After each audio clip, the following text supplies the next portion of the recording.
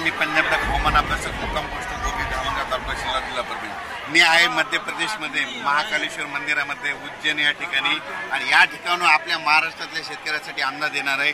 सर्व शेतकऱ्यांना सांगू इच्छितो की महाराष्ट्रातल्या आता यामध्ये 4-5 दिवसामध्ये ज्यांचं सोयाबीन काढणीस आलेलं आहे त्यांनी तुम्ही काय करा, सोयाबीन काढून घ्या. कारण की राज्यामध्ये 6, 7 आणि 8 तारखेला आपल्या महाराष्ट्रामध्ये पाऊस येणार आहे, म्हणून हा अंदाज लक्षात घ्या.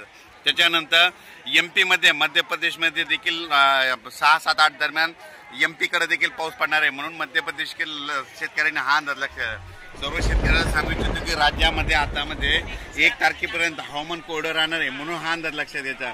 पण राज्यामध्ये 2 तारखेला आपल्या महाराष्ट्रामध्ये भाग बदलत पाऊस पडणार आहे, म्हणून हा अंदाज लक्षात घ्या. पण सर्व शेतकऱ्याला सांगू इच्छितो 6 ऑक्टोबर, 7 ऑक्टोबर, 8 ऑक्टोबर, 9 ऑक्टोबर दरम्यान परत आपल्या महाराष्ट्रामध्ये जोराचा पाऊस येणार आहे, म्हणून तुम्ही तुमचं या 4-5 दिवसामध्ये जशी वेळ भेटेल तसं सोयाबीन काढा, झाका, वाटल्यास मशीन भेटले तर मशीननं काढा, हार्वेस्टरनं देखील काढून घ्या.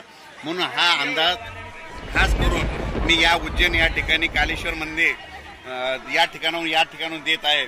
म्हणून सर्व शेतकऱ्याला सांगू इच्छितो की तुम्ही काय करा. त्याच्यानंतर राज्यामध्ये आपल्या 23 ऑक्टोबर, 24 ऑक्टोबर, 25 ऑक्टोबर दरम्यान एकदा पाऊस येणार आहे, म्हणून हा अंदाज लक्षात द्यायचा. आणि राज्यामध्ये आपल्या थंडी, महाराष्ट्रामध्ये 5 नोव्हेंबरला थंडी येणार आहे, म्हणून हा अंदाज लक्षात द्यायचा.